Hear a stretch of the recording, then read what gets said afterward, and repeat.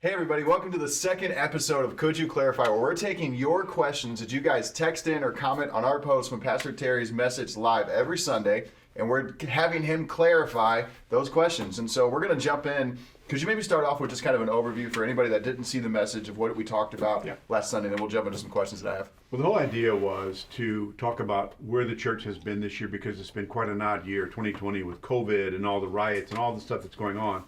And so we looked at the environment, kind of where we are, and then the changes that we made as a church to adapt. For instance, we really upped our media game, and we're really pushing small groups and micro churches. So we changed our approach to a lot of things. We are, instead of bringing kids to our location with buses, we retrofitted our buses. We're sending them to the neighborhoods. So we talked about a lot of things we're doing. Then we talked about expectations for the future, what we think can happen in the future. Yeah, and we talked a lot about our church here in Warrenton. Let me ask you this, like, where do you see the church globally heading, especially in light of COVID, in light of the election, just everything where the world's at? Where do you see the church going? How are we going to impact the world? Well, first of all, Jesus said in Matthew 16 that he was going to build the church and the gates of hell would not prevail against it. So there's absolute victory prophesied for the church. Whatever methods we use, Jesus said the church is going to prevail. So we know that going in, that we are victors. Secondly, we have to adapt. We have to use the wisdom of God to adapt to the culture, the changes. David fulfilled God's purpose in his generation, and then he fell asleep. So God's purpose never changes, but the generation changes continually. The culture changes continually. So I think the church is adapting by doing smaller churches. I think we need to reach the whole world. In order to do that, we have to look beyond the Western model. I don't think that's going to go away, but I think in addition to that, we need to add micro-sites, micro-churches like they did in the first century. Somebody said the 21st century is the sister century of the first century. And the way that they impacted the entire world and got all the way to Rome in the first century was they put churches wherever, whether it was in a coffee shop or a house or a marketplace. And so we're going to have to do that as well as gather. We're going to continue to gather, but at the same time, we're putting churches in addiction centers, in nursing homes, overseas, or wherever they're available. So you mentioned something right there, talking about the Western model. Like for me, the only time we went out of the country was whenever we took that trip. I don't even know how long ago that was at that point, to Bradford and all that. For somebody who's not been out of the country, for me, I would have never thought that church has done any other way, because this is all I've been exposed to. Yeah. So what does it look like in other countries? Well, for instance, the Western model, when I say that, I'm thinking about primarily Europe and America. And I'm not in any way against the church, and I'm always resistant to people who are attacking the church. People say, what's best? Microsites, mega churches, village churches, to which I say yes. Whatever works in whatever culture, whatever environment, that's the answer. But the Western model is really heavy on one person teaching the whole church, and the church has become really spectator-oriented, versus empowering people to go out and reach their world. Everybody has a world. You have a world, maybe it's your soccer team, maybe it's your workplace, whatever it is. And so the way we should be effective is to look beyond just gathering people all in a building and saying, that's great, but it's the locker room now. How do we send you back out into the game? And so somehow the Western church model has to be replaced with a discipleship model. A disciple-making movement is what needs to come about. So where do you think the difference is? I know our church is really heavy on making disciples, but so why is that failing, or why is that not happening? It's failing because people are educated beyond their level of obedience. In other words, Jesus said, make disciples, teaching them to obey. A disciple is someone who makes other disciples, who's actually doing it. It's the Nike slogan, just do it. And so the American model is kind of built on more and more and more knowledge versus taking what you hear and then going out and leading somebody to Jesus and helping them lead somebody to Jesus. And so the multiplication stops with the Western model because people are just kind of focused on more and more and more education. Okay, let me ask you this. A lot of people want to change the world, right? Even if they're not Christians. How does the church differ from other organizations, whether it's I buy a pair of Tom's shoes and that's changing the world too? Why are we set apart any different? That's a very good question. And we recognize and salute anyone who's helping people. What I would say about that is Jesus changes you on the inside first. In other words, your heart changes. You can give someone food and clothing, and you still can't give them peace. Jesus brings peace. There's an element that comes from the church that is an interchange. And thank God for more food. Thank God for a good place to sleep. Thank God for clean water. All those things are great. It just doesn't bring eternal change. Jesus gave the church the power to bring eternal change on the inside. I want to go back to kind of talking about the microcampus stuff. I mean, you've been talking with the staff here about that different thinking for years, even before COVID had happened. How does somebody who's like, man, church is Sunday, church, like how does somebody switch their mindset away from that idea to something else? We have to reinterpret what Jesus meant by church. Again, I want to salute and encourage people that are going to church on Sunday. Keep doing it. You know, we're going to continue to do this as long as I'm alive. I mean, in somewhere in some form. America's not going to suddenly get rid of the church buildings. I'm just saying it's not enough. It's like somebody saying, which blade of the scissors is most important? You need both. Paul talked again and again about speaking publicly and house to house. So he did both. He did both. And so you don't take away this, you simply add to it the ability to get into people's world. And so what I would say is this. In a perfect world, we always talk about, you know, somebody comes to church here on Sunday, and then they go to their group that doesn't go to church on Thursday, and they interact with those guys. And we say, that's a church. If you're worshiping God, you're loving one another, and you're reaching out to other people, you're a church. And so I think redefining church is the key. So how's that going to be led? Like, because I mean, for us, we so think like we've been so ingrained. Invite people to church, get them to come here on Sunday. Like when you say, well, they're a church. Whenever you go, you know, your Thursday deal, whether it's soccer or whatever. How can I, who is just a parent playing soccer with other parents, turn that deal into church and not expect them to come back to the building? Well, you simply see that there are shepherds that are not paid. In other words, we have this idea that every minister is, you know, paid. He's full time, versus a group where someone is just one of them, and he facilitates it. Rather than being the guy that's standing up front, he facilitates it. He just keeps the group moving along and gets interaction. As long as he's leading them to Scripture, that's great. I mean, if they're studying the Bible together, you don't have to have all the answers. You simply have to make sure that everybody goes back to the Bible for answers. So that person is a facilitator, and he's shepherding the people. The group is caring for one another. I mean, that's a church. And in the first century, that's exactly what happened. I'm always baffled when I see that Paul the Apostle would go to an area. He would start a church, typically in a house, because that was the best way to do it for them. And then he would come back later and raise up leadership. He would leave them on their own. Then he would come back and see who emerged. He said, okay, you're the elders. He would ordain elders in that church. And so he let them raise up their own leadership. And so that's organic, if you want to call it that. A lot of times people think like there's no way that I could lead anywhere. Like they have that place. They know the people that they want to influence. But they're thinking like, I can't do that. I can't do what you do on Sunday. Can you speak to that? That's why they need to stay connected with us, because we're here. The role that this church plays is to coach and empower the people who are leading the microsites, the small groups, the community groups. If they stay connected with us, they can use us as a coach. In other words, we're not pushing them out. We're saying, be part of us. We're not just pushing them off the boat and saying, right. Hope you swim. And we hope the leader comes to church here. I mean, they could come here on Sunday morning or whatever and still do a microsite in another place. And so we want them to stay connected to us. Whether they're here or anywhere around the world, we want to be coaching them. We want to give our staff to them so they can ask us questions and we can feed them information. So we're not kicking them out. We're just saying, let's push you further out. Let me ask you this. You've been pastoring for as long as I've been alive. Yeah.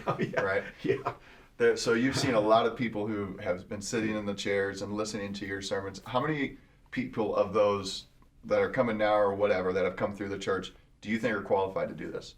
I think everybody is qualified to a certain degree, but not everyone should be a facilitator. In other words, and what's a facilitator do? Facilitator is the person that leads the group, that makes sure the group moves along, makes sure that it doesn't get sidetracked by something goofy. But everybody has the ability to make disciples. And really, that's what a church does. That's what Jesus told us to do.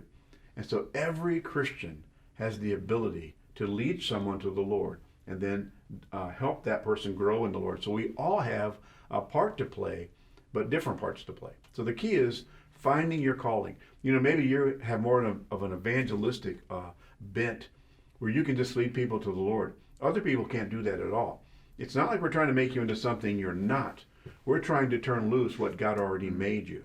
We're trying to discover what God put in you and just pull it out. And how do you know what that is? I mean, a lot of times we're just sitting here like, I'm just trying to get food on the table and work my job and not cuss my boss out every day. You know, Sure. like how do I get to, or even maybe even speak to like what are the different positions? You talk about an evangelistic gift. Some people don't have any idea what that is. Sure. Well, there are things in our life that God put there, our personality type, our passion, and our gifts. For instance, when we go through the growth track here, we have a test that tests your passion, your personality, and your gifting. It doesn't go far enough, but it's a good start. And then in addition to that, in December, I'm going to be talking about our calling, where we answer the question you just asked me. And you're talking individual calling, not the church right, calling. Correct. In other words, what is your bent? What really turns you on? You know, for instance, I love to see people be discipled. I know other people like Joe, who's on staff, and Sonia and different people. They're very evangelistic. They will hang out with someone and lead them to the Lord. I know a lady in Scotland who seemed to lead people to Jesus almost by accident more than I could on purpose. Well, no matter how hard I tried, I couldn't be that. Yeah. And so the key is discovering, developing, and using the gift God put in you. And so we're going to address that in depth in December. So really what you're talking about is a pretty major transition where we're still going to be doing Sunday morning, but we're really empowering the people right. to also bring Sunday morning to wherever their place of influence is. Yep. And those people never have to come back here. So can you maybe talk to, that's a big transition. What does that transition look like? What can people expect as we go through that? Well, again, like I said, in a perfect world, we would like to say, okay, you, Billy Bob, come to church here. And then on Thursday afternoons, you get together with your bowling team, whatever it is, your neighborhood, and that is your church, and you're shepherding that church, and then you're coming to church on Sunday, and we're shepherding you. In other words, we're not disconnecting from you. We're just simply doing both. What we're doing is we're giving a tremendous responsibility and trust to the people to go into their world. And let's say, for instance, Billy Bob starts a group, and one of those people say, I want to go back with you, Billy Bob, to FCFC and go to church. Great. But if the rest of them say, we don't want to do that, we just want this to be our church, we say, great. Yeah. In other words, we're saying, okay. Whatever leads people to the Lord, we're saying, okay. And let's talk about what those micro campuses look like. For example, I mean, some stuff that you've shown us is like tattoo parlors in different places. It's really wherever you have influence, right? It's your world. But you're not we're not going to bring Justin in the full worship team and make, can you kind of, what does a typical experience look like there? Well, for instance, because it's very different from Sunday. Yeah, let's pick on those right there. For instance, the guy that went to the dog park, which is, Quail Ridge has a dog park where it's all fenced in, and people go there with their dogs. Mm-hmm. They turn their dogs loose, and then they sit around. Well, this guy said, I'm coming here anyway.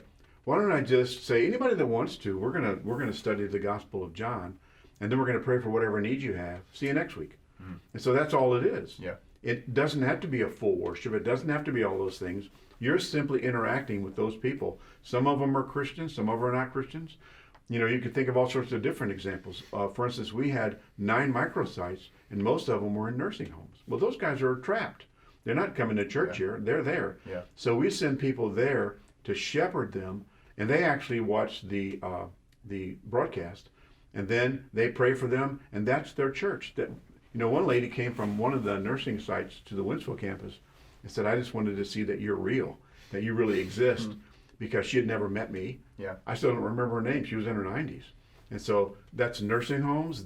We have one that's made free with people with addictions. We're working with the Lakota in South Dakota to start a couple on the reservation. And so we're looking overseas. Somebody asked yesterday if they could do one in the Philippines. I said, you bet you can. And so this can be done anywhere. But the key is they need to know that we're not going to abandon them. We're not kicking them out to plant a church. We're saying, plant a church while you come to church. Yeah. It sounds really heavy because we've always talked about church planting as we're going to raise money and we're going to do, build a team. But what you're really doing is removing the burden of all of that to make it to where anybody can do this. That's right. It's really a small group to people that don't know Jesus. That's really what this is. It's a small group to people that don't know Jesus. And, most people are not going to have any worship. I mean, very few people are able to play the guitar and sing. Yeah. You don't want me doing that. And so it's going to take a different form completely, and we're not going to say it's got to look like this. We're just saying it has to be leading people towards Jesus. And really, it's because, and we can kind of end on this part, the stats that you talked about of people who are never going to come to these church buildings. 70%. Yeah. Wow. 70% of Americans say, I'm not going to church for any reason. And so I think American churches are wonderful, but I think we are chasing those 30% and abandoning those 70%. And I think if we're going to do what Jesus told us to do, we're going to have to do both. We need both blades of the scissors. Yeah, I remember I never understood why people would never want to come, because I grew up in church, you know. And I remember about a couple of years ago, I went to an event, and it was not around people I'm normally around, you know, and I felt like such an outsider. Yeah. And it was like the Holy Spirit spoke to me. This is why people don't come to church. Yeah. They feel the same way here. Awkward. How awkward. And you know what? Some of the people that we reach out to will be okay coming to church, and we welcome them. I think it's going to feed this campus and Winsville as well. But we're just saying it's okay if you don't. Yeah. If you meet Jesus, we'll see you in heaven. So really, we're just taking a small group model and flipping it around and saying, if you have influence somewhere, start a small group and give them Jesus. Yeah. Very simple. You can do this at your lunch hour at work. We haven't talked about what we've been doing on Thursdays that it just recently ended with the shooting. Yeah, for instance, Tony and I are part of a small group. That's one of the church small groups, which is primarily pastoral care. And we go on Thursdays to Bush Wildlife, and there is a shooting range, and we shoot trap for like an hour, and we interact with people. It's just building a relationship. I used to be in a motorcycle group. Yeah. And after church, we would take a ride, and it was mostly people from outside of the church. And all we would do is pray over the food and then just ride in fellowship. We developed relationships. And so what's missing with a lot of Christians is they don't have relationships, or else if they do have relationships, they separate them. Like, this is the people who know Jesus, and this is the people that don't. And I say, let's send you out contagious with the virus of the gospel so you can infect your world. So if we were to break this down really, really simply, it's really just find where you have influence with unbelievers. Yes, and everybody does. Create a God element, and that's it. That's it. That's it. And anybody can do that. Absolutely. It's awesome. Well, if there's people who have an interest in doing that, what would you say next steps are? I would say contact me, Terry, Terry, at FCFC.tv. We have some staff that's helping us with this. We're really focusing, in December, we're really releasing some training on small groups, which are in the church, and then what we call community groups, which are just fellowship groups that meet at least monthly, and then micro churches like the nursing homes and different things. And so contact me. We will help you. We want to. We'll be glad to. Yep. That's all we got for this week. So make sure to be watching for the next week. We're going to release these every Wednesday. All of these are going to be going on Pastor's Messages from Sunday. So if you're watching Sunday, make sure to text the number that we're going to throw down at the bottom of the screen with any questions. And then you can also comment on Facebook or YouTube questions. We'll bring those here on Sunday. On the podcast on Wednesdays. We'll see you guys next week. Bye-bye.